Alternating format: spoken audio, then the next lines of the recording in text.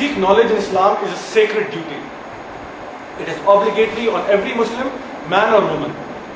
There is no discrimination. It is farz on Muslim men and Muslim women to seek an education. As I mentioned earlier, the first word revealed in the Quran was Iqra. Read, seek knowledge, educate yourselves. Now why does Islam make it farz for all Muslims to seek an education? By the way, it is the only religion that does so. That makes it an absolute compulsion on all men and women to seek an education. Most religions that we know of work with a blind faith ideology. That you don't need to research, you don't need to study. If you just study the holy scriptures, that's enough. Islam does not say that. Islam asks us to seek both ilms, of the deen and of the dunya. Educate ourselves completely. Now, unlike money that decreases as you spend it, there are three things that increase as you spend them. Number one is love. You look at fire, you spread it, it starts to become more and more. Same is with knowledge. As you begin to spread it, it increases. Knowledge, reading, seeking ilm is your companion through the toughest times. While you are traveling, while you are lonely, at old age. At old age especially, it turns you into a beacon of light for others to follow and for others to learn from. That's why in our culture, it's very much common that children seek education from their grandparents as well. Now the idea behind seeking an education in Islam is not for naukri or job or to gain greater wealth and fame and so on and so forth. The only objective is tawheed. All the other things are a side benefit of acquiring knowledge. But the focus and the mission behind it is tawheed, is belief in Allah subhanahu wa ta'ala. Ikra bismi rabbika allazi khalaq. Read in the name of your Lord. It does not say read in the name of money, read in the name of a good job, read in the name of a good house. No, read, study in the name of your Lord who created. Once you learn, once you educate yourselves, you become more appreciative of Allah subhanahu wa ta'ala in every single way. And you want to benefit His creations as well. Using the knowledge that Allah ta'ala has actually given to you, you form a connection which is greater with Allah subhanahu wa ta'ala, and on top of that you also want to benefit the creations of Allah subhanahu wa ta'ala because you want to seek the pleasure of Allah subhanahu wa ta'ala. You become a better moment. An MBA or a PhD could be struggling for food each day, and an angutha chap or an illiterate could be a billionaire. That is the reality of our world. So just because you have a certain degree does not mean that all your problems are solved. Having a degree, the objective, the idea behind it is to get closer to Allah subhanahu wa ta'ala, to be more appreciative of all these fantastic miracles that you see happening around you every single day. Islam also encourages us that it is better to do something after having learnt it than to do good without knowing who you're doing it for and what is the purpose behind the actions that you're doing.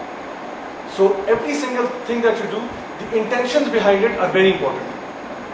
In the same way, your intentions behind seeking an education are also very important. Do I want to dominate the world after having an education? Do I want to plot and scheme against other members of the society? Or am I seeking closeness to Allah subhanahu wa ta'ala? It mentions in Surah Al-Imran, chapter 3, verse 18. Allah bears witness that La ilaha illa huwa, none has the right to be worshipped but He, and the angels, and those having knowledge, also bear witness.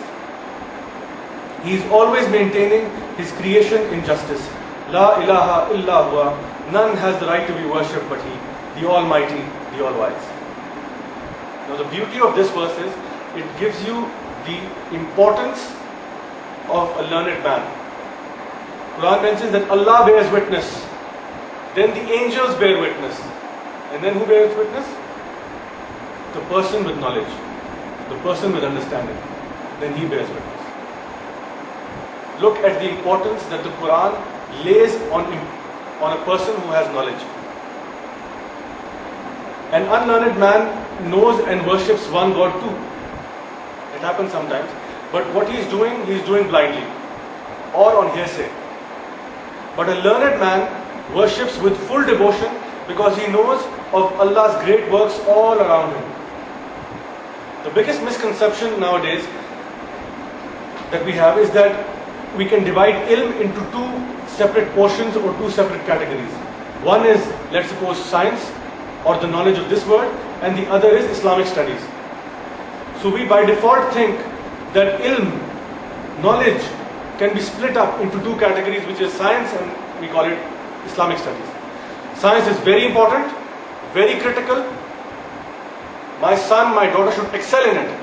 Islamic studies, leave it on the side. We'll talk about it in the evening. If the Maulvi Sahib comes or not comes, we'll see to it later on. But science is very important. Islam teaches us to have a complete ilm, complete, of the word and of Allah subhanahu wa ta'ala. The ultimate truth, the perfect truth. Try to imagine this situation, whereas you have the truth of the Holy Quran, you believe it word for word and letter for letter. It gives you great wisdom, not only how to conduct your lives, but even in science, which we have been talking about over the last couple of weeks. Then you have the knowledge of science and the knowledge of this world.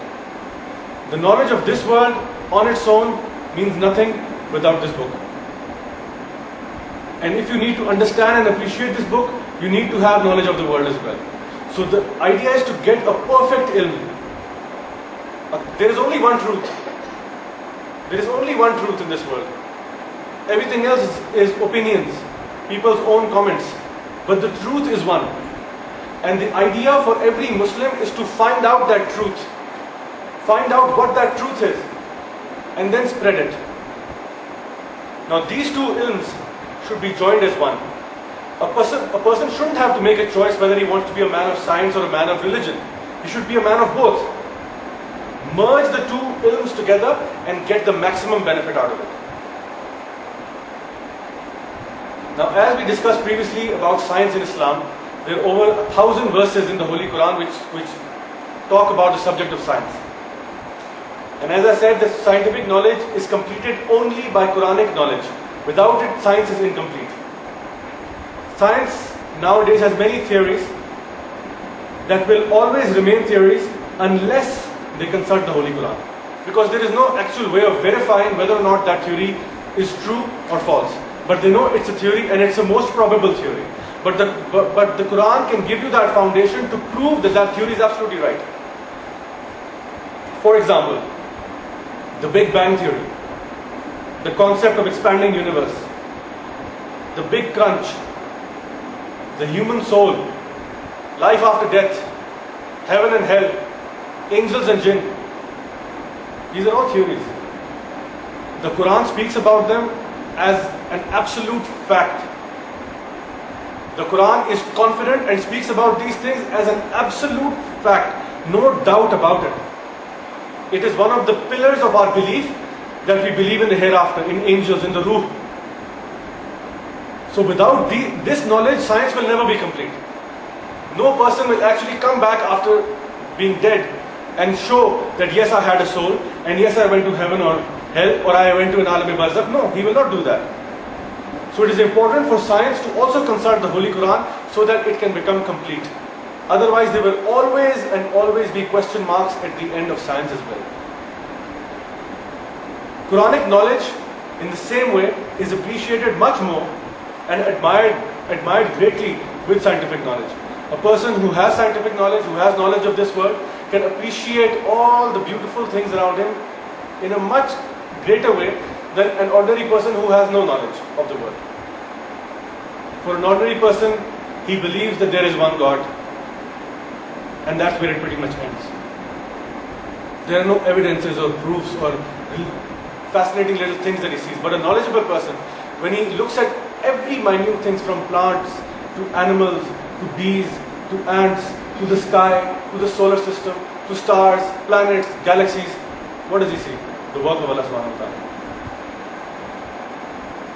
That is the difference.